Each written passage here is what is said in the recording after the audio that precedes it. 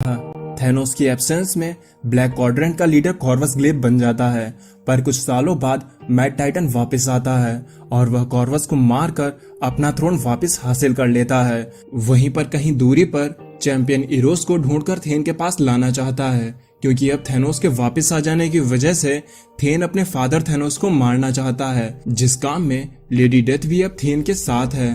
फिर lady death then को बताती है कि थैनोस अब मर रहा है। अब आगे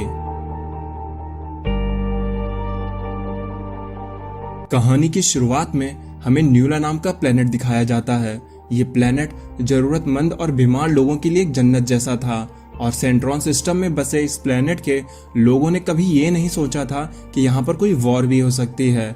इस प्लेनेट पर ढेर सारे एक्सोटिक प्लांट्स और वेजिटेशन उगते हैं और इन्हीं प्लांट्स की वजह से ये प्लेनेट पूरी गैलेक्सी में मशहूर था, क्योंकि इन प्लांट्स में मौजूद है मेडिसिनल और हीलिंग प्रॉपर्टीज। इस प्लेनेट जैसी गैलेक्सी में कोई और जगह नहीं थी और ना ही इतनी सुंदर और ना ही इतनी मैजेस्टिक, और इसीलिए यूनिवर्स से कई सारे एलियंस यहाँ पर आते हैं ताकि वो इन प्लांट्स की मेडिसिनल प्रॉपर्टी से खुद को हील कर सकें।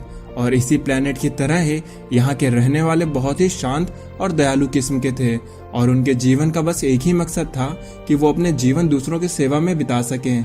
और इसी वजह से यहाँ पर इंडस्ट्रियल रिवॉल्यूशन की वजह से यहाँ के एनवायरनमेंट को कोई नुकसान नहीं हुआ और यहाँ के लोगों को कभी भी पॉल्यूशन का सामना नहीं करना पड़ा। और इनके ये गांव हजारों सालों से पुराने थे और यहीं पर वो अपना सारा नॉलेज अपनी यंग जनरेशन को ट्रांसफर किया करते थे। और जब यहाँ के एल्डर्स बूढ़े हो जाते तो यहाँ के यंग लोग उन्हें नर्स करके उनको नेक्स्ट लाइफ तक ले जाते थे और ऐसा माना जाता है कि उनकी स्पिरिट्स को यहाँ की सॉइल एब्जॉर्ब कर लेती है और वो फिर से रिबॉर्न होते हैं।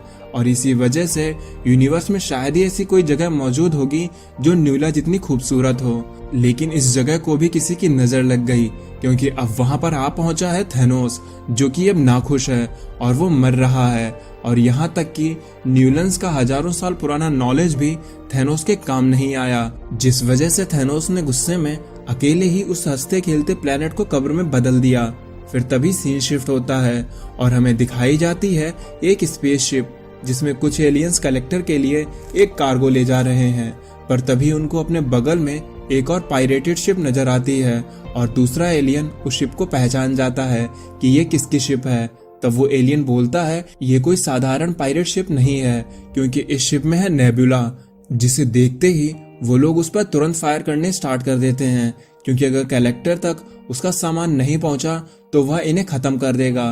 और फिर हमें दिखती है नेबुला, जो स्पेस सूट पहन के शिप के गेट पर खड़ी होती है और अपने शिप के एआई सिस्टम को बोलती है मुझे इसी स्पीड में आगे की ओर जाना है और ये बात तुम भूलना मत। और अगर इसने सही से काम नहीं किया तो वो चाहे जहां भी छिप ले, मैं उसे ढूंढकर खत्म कर दूंगी। जिसके बाद नेबुला सामने वाली शिप की ओर कूद जाती है, जिसपे उसकी शिप बोलती है भूलना तो मेरी प्रोग्रामिंग में ही नहीं है।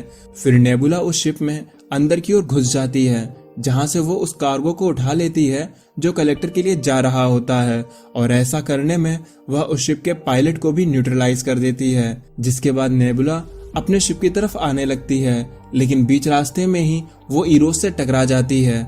इरोज नेबुला को पकड़कर बोलता है वैसे तो मेरा तुमसे यहीं पर बात करने का बहुत मन है, लेकिन मेरा वो दोस्त थोड़ा जल्दी में है, तो क्या तुम मेरे साथ टाइटन पर चलोगी?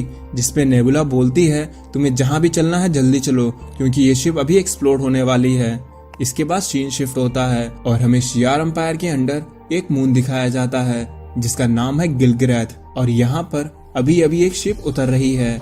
इसके साथ हमें यह भी बताया जाता है गिलग्रैथ पर यह बेस शियार एम्पायर के अंडर आता है और यहाँ पर दुनिया के ब्रिलियंट साइंटिस्ट अपनी रिसर्च करते हैं और ये जगह ब्रिलियंट माइंड लोगों से भरी हुई है।